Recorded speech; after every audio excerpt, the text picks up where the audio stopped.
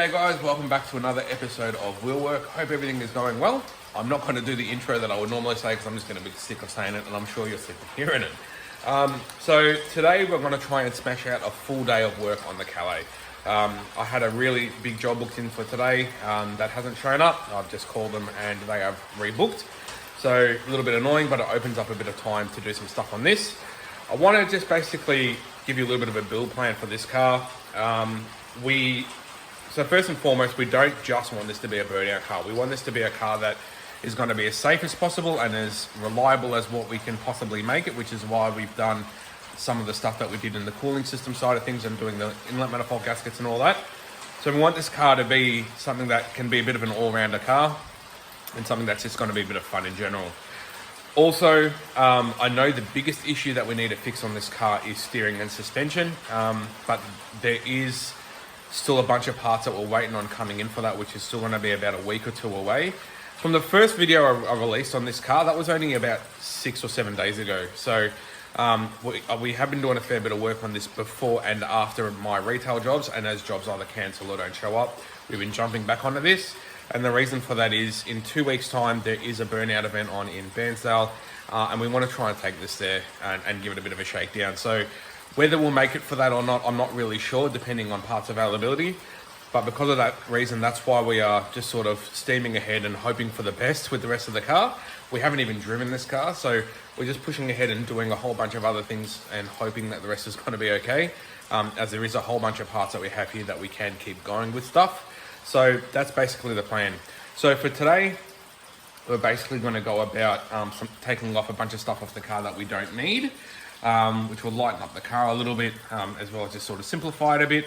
And if we have time, might get onto a couple of other things as well. So basically, I'll show you what we are doing today. Basically, we're going to start with removing the tow bar. This is a extra heavy duty tow bar that has the big brace that goes underneath the fuel tank. So these things weigh quite a bit. So we're going to start by removing that as well as all of the associated wiring. So to take the rear bar off, you've got a couple of nuts down on the inside of both panels, as well as some screws and clips down the side of the bar, and as well as a couple more underneath. So we'll just go through and smash this rear bar off. All right, so I've got a couple of screws off on either side. There's another one that goes underneath. There's a couple of clips that go underneath here, one on each side, and then there's ones in the corners here, and then a couple in the middle. So I've got all of them off. Now it should just be a matter of pulling the actual rear bar cover off. Be careful though, being a Calais, this does have parking sensors, so there will be a plug for them as well. All right, so the bar cover's off. So now we'll go through and take the rear bar reinforcement off, which is just these two bolts either side. All right, so that reinforcement is off. So now what we've got is the rear bar Rio brackets, which are also held on with two nuts. And you can actually see the tow bar sort of sandwiches in behind them. So we'll go through and take both of those off. And then we also need to take off this brace. So we've got two large bolts here that go onto the bottom of the tow bar. A couple of nuts onto the floor. And then that actually goes up and picks up the rear diff mount. The two nuts on the two bolts on the rear diff mount. So we'll go through and take all of that off now, and then put it all back together. All right, so tow bar is all off. Got the rear bar Rio brackets back on, as well as the rear bar Rio. Clean. So now we'll just pop the rear bar cover on, put all the screws and clips and all that back on, and then we'll pull out the wiring in the boot for the tow bar. All right, and I've got the wiring out. It just uses these little clip connectors here to attach, sort of crimp onto the wires down there. I'm really not a fan of these connectors, but anyway, that's all off. I can go with the rest of that stuff. I can jump up on the marketplace and try and get some money back into the kitty. So we'll put these trims back together now, and then that's the tow bar side of things done. All right, the next ticket items that I want to do, and to be honest with you, I'm probably not going to record too much of it, as it's just going to be a whole bunch of pulling stuff out, is I want to pull out the whole gas system. So everything related to the gas, the tank, the long line that runs underneath the car, I want to take out, as well as the converter and the mixer in the engine bay. So both of these items, that and that. Jason, who works with me, is going to be here shortly. He's bringing in that intake pipe off his parts car to replace that back to a factory one. And the other thing I'm going to do is remove everything from the front of the car relating to the gas. So I'm going to remove all of the gas lines, the compressor, the condenser that's in front of the radiator. So all of that stuff is all going to be removed as well, just to sort of give us a bit more space in the engine bay. And just as well, it's just extra weight we don't need. So just going to smash into all of that. The biggest issue is probably going to be the wiring to do with the gas, as there's a whole bunch of wiring that gets tapped in at the ECU in the kick panel. And there's a whole bunch of electronic modules that are sitting under there that control the gas. So returning all of that to standard is going to be a bit fiddly. Job I haven't been looking forward to, but just going to get into it. I might give you an update along the way, or I might just show you what it's like once it's all done. All right, so real quick update. All the aircon stuff's off, compressor's off, TX valve is off, lines are off, condenser's off. So at least now we'll have a bit more airflow to that radiator as well, which is always good. I've got another intake pipe on there now, so just like a stock one off the parts car that we've got. While that was all off, I gave the airflow meter a clean. Probably should have checked the air filter, but we're going to be doing something with that down the track. So now I'm going to keep going and knocking out some of this gas stuff. So all the gas is out of it, so we can keep going with that. Just tried starting the car up, and it looks like the fuel pump may have crapped itself. So that's something else we're going to have to try and address. Anyways, we'll keep going. All right, so I've got a bunch of more of the gas stuff out, just sitting there. I've got the main gas feed line removed. Well, most of it is just sort of hanging there. I've redone all the wiring up in the engine bay, where the gas wiring all attaches onto like the airflow meter and all that stuff. I've returned all that to stock. So this goes up over the rear K-frame, which is fine, but I can't finish pulling it out because it all sort of goes up there and in beside the tank, and above the tank is where it goes into the boot to go to the gas tank. So I need to pull the fuel tank out to finish doing that, taking the gas stuff out. But I have diagnosed it, and it has crapped the fuel pump in this thing as well, just my luck. So I need to pull the tank out anyway. So while the tank's out, I'm going to kill two birds with one stone. And yeah, get the tank out and finish taking the gas stuff out. I've ordered a fuel pump for it, so that should be here this afternoon. So I'll put a pump in it as well, get it all back together. We'll do the fuel filter at the same time, which is just sort of hanging out in midair. Max Flow.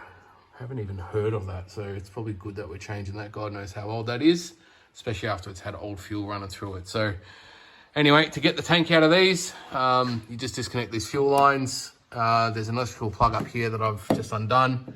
That sort of goes under there. There's a couple more fuel lines you've got to undo. There's one there, and then when you drop the tank down, you can get your hand over the top to undo the last couple, and then you've just got these straps that hold the tank in, these three straps. So normally I take the center one out and put the transmission jack under the middle of the tank, and then remove the last two. So anyway, we'll get into it. All right, the gas filler out as well. I've just put some flashing tape or foil tape, whatever you want to call it, over the holes, just because. I've done the same on the screw holes and stuff on the inside. All the gas stuff is now sitting down there. Everything is out of the car except the gas tank, which we are going to pull out now, but everything that connects onto it is off. And then the only other thing is the wiring inside the car on the kick panel, which we will do shortly. All right, gas tank's all unbolted. We had to pull the back seats out to get to the brackets. Oh, by the way, internet, this is Jason. Jason, hi. This is internet. Hi, internet. So I had a couple of brackets that go down to the tank there. So pull all that out. So just putting this all back together, and we should be able to take the gas tank out. And then all of the physical parts for the gas is done. Boom, gas tank is out. We officially have a gas-free car. Gone through and put foil tape on all the holes, so that's all good. We are waiting on a fuel pump to come in, but we're just going to get the car off the hoist now, push it forward and start doing some of the gas wiring. Forgot to tell you about these, by the way. We now have new wheels. So we're running VZ Calais wheels. We got rid of the SIGs. One of the wheels was cracked and all the tyres were stuffed and all the wheels were gutter ashed. Jason actually found these through a mate of his. So we actually straight swapped these for the SIGs that were, as I said, they were stuffed. So VZ Calais, I've just got to get new wheel nuts so I can run the centre caps. But two of the tyres are brand new, Bridgestone Turanzas. So I've chucked them on the front. And the rear two tyres, so yeah, that's them. Still got part of the sticker on it. They're beautiful. And the rear two tyres, I've got a bit of tread, but they're not really going to be on there all that much. We did give them a little bit of a before we threw them on. Just put the old trick where you put the playing cards around the outside to spray them up. So yeah, we like that. We like the look of it. So yeah, that's that. All right, moving onwards. All right, so it's got the car off the hoist. I'm just coming in under the dash now. This is all the gas stuff that controls all the gas system. So that all wires into the ECU and stuff, which is behind the kick panel. So basically want to go through now, pull all that stuff out and put all the wiring back to factory. Guys, we've jumped ahead a fair bit. It's actually been about an hour and a half. I've got the thing back up on the hoist. While it was off the hoist, I went through and did everything wiring wise at the ECU relating to the gas, pulled all the wiring and everything out. Took the switches out of the dash to switch from gas to petrol. So that is all sorted and finished. The car's back up on the hoist. And now we're going to do the fuel pump. So a little bit of a change of plan with the fuel pump. I ordered one from my supplier. They then called me back and said they didn't actually have one in stock, but they do have an MRA to suit an L67 Commodore, so a supercharged V6, which is what this is. So physically, I think they're the same. I think it will work. I don't really know, but I do need to get this car off the hoist because it's getting late in the afternoon and I need the hoist for jobs for tomorrow. And I need to get it sort of back here. So I do need to drive it. So the only physical difference that I think is different between these two is the pump in this one is bigger. The engine's not going to need any more fuel. Whatever the engine doesn't use, it's just going to return the fuel to the tank via the standard fuel pressure reg in the engine bay. But if we do decide to do stuff down the track, then we will have more fuel on board through the bigger pump if we need be. So I'm going to get this one out. Just got to undo these hoses here, take the plug off and the retainer, get that out, and then we'll just sort of have a look at it. All right, got the old pump out. You can see it's quite stained and stuff from being in there for a while. A few heat marks on the top of the pump, which sort of indicates that it did have an issue.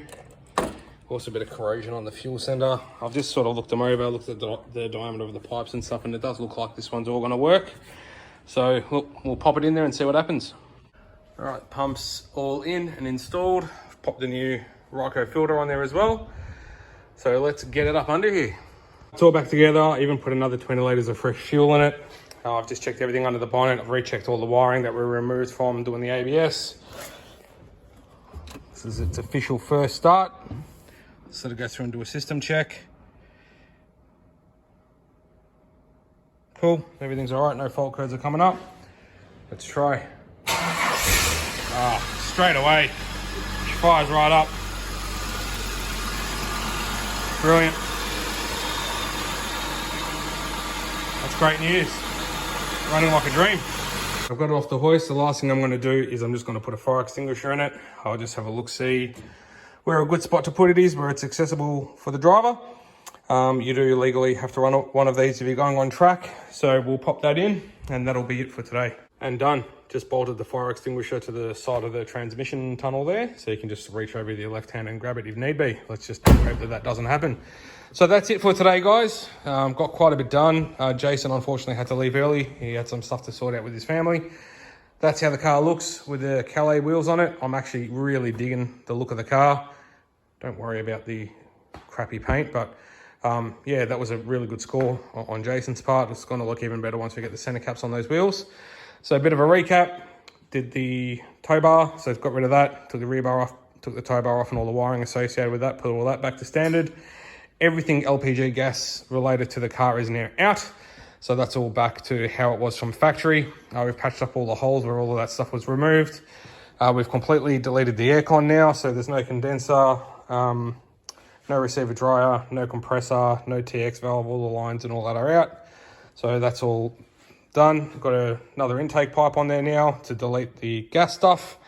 Oh, we even put a new set of bonnet struts on it. I found these on eBay for $17 for the pair, $17 or $18. Bloody brilliant. They're really, really good. Saves the bonnet falling on your head. So quite happy with that. Got the wheels and tires on there, and then the unexpected thing of having to pull the fuel tank out to do the pump. Well, we had to take the tank out to get the gas tank out anyway, but we ended up putting the L67 supercharged 6 pump in it. So that's it for today, guys. I know, as I said earlier at the start of this video, the priorities on how we're doing things on this car are on their head, and I do realize that. But as I said, it's just a time thing and availability of parts things. So we don't want to wait and let the car sit here for a few weeks and not touch it while we wait for parts to come in to fix the steering and suspension, which is, I know, is the number one priority. We're just getting stuck into it and just hoping for the best and hoping that the car does actually drive okay once it's all done. But yeah, it's coming along, and yeah, for the matter of a day, we were able to knock out a fair bit of stuff. So please remember to like and subscribe if you want to see more on this build and everything else that's going on with it. And we will see you shortly in the next video. Take care.